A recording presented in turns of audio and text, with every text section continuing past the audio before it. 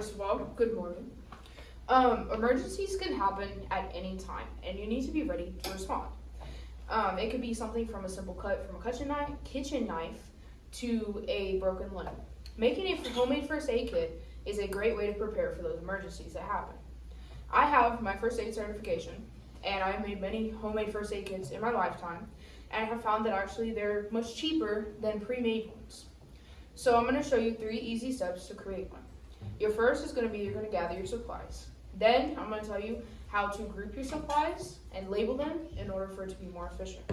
Lastly, I'm going to give you a little bit of some procedures and a basic understanding of how to use your first aid kit. Now, let me start by showing you what supplies you need. Your first step is to gather your materials. There are 9 basic supplies that you're going to need. You're going to need a container to hold everything in, some plastic bags, and a marker to label your bags and your container. You're going to need some gauze, some band-aids, medical tape, antiseptic wipes, gloves, and some antibiotic ointment. All materials should be in sealed containers in order for them to be sterile so you can prevent disease and infection. There are some optional advanced materials that you can add in here if you have the skills, like a CPR mask, some ACE bandage, or some splints. But for the purpose of this, it's just a very basic first aid kit, so we're just going to go with the basics. Now that you know what's going to be in the kit, let me show you how to organize it.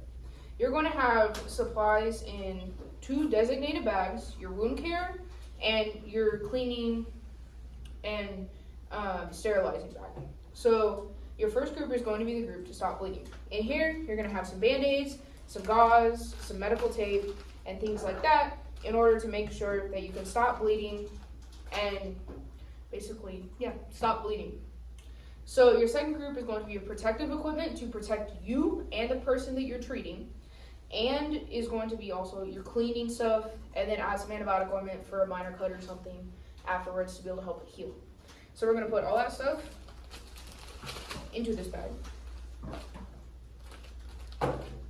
And then I labeled my bags beforehand, but they need to be labeled in clear, bold letters so that anyone who's grabbing it can just grab and go and can know what they're doing.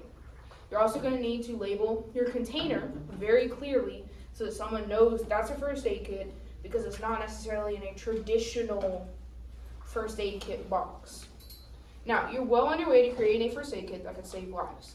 Now I'm going to go over some basic procedures to deal with some things that would happen. So, if it's a minor cut or something, you're going to just want to slap a band-aid on it and go. But really, you do need to clean out that cut or clean out that wound to make sure that it is clean and that it will heal properly. And then you can put a band-aid on it. Now, if it's a major cut, blood everywhere, something goes majorly wrong, you're going to want to get your gloves on first, because you don't want that blood touching any part of your skin, getting in your eyes, getting in your mouth, anywhere. And you don't want your germs getting into someone's bloodstream. So you're going to get some gloves, and you're going to get some gauze, sterile gauze. So you're going to open a new pack, and you're going to sit there and you're going to put pressure on the wound. Now, if it's bleeding very intensely and it's just blood everywhere and something's going very wrong, make sure to call 911. If you are not handled and equipped to handle it, call 911. If you're unsure, call 911. This is basic first aid. This is not you being an EMT or you being a paramedic. If the bleeding stops, just wrap it in gauze, leave it for a little bit, and very short amount of time, and then when it's completely stopped bleeding, scabbed over, take off the gauze, clean it a little bit, and then you're going to want to reapply the dressing to make sure that it is clean and it is dry. You're going to want to reapply that dressing every couple of days to make sure that it stays clean, there's no infections, and to keep that barrier from the outside world to the wound. Now, these few skills that I just taught you, which are very basic, can actually help someone if they're in danger or if they're in an emergency. And to hold off until a paramedic gets there, or someone with more training, more supplies gets there. And the last thing is, when you use the items in the kit, make sure to restock them as soon as possible. You never know when something is going to happen. You never know what will happen or how much you'll need. So if you have no band-aids or anything left in there, someone gets a cut, you don't have a band-aid, so you're going to the store to buy one. And then this is gonna be your completed first aid kit with your lid, of course, to put it on there. For a fraction of the price of a homemade one. Now, we're just gonna go over the steps real quick again.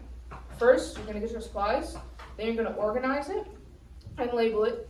Then you're gonna make sure that you have the knowledge to use the basic supplies that are in there, and then finally restock it if something gets used, make sure to restock it. Making this first aid kit can make sure that you're prepared for any emergency. And emergencies can happen at any time. It makes sure that you have the materials necessary to handle them. And then you can also add on the knowledge. Thank you and have a good day.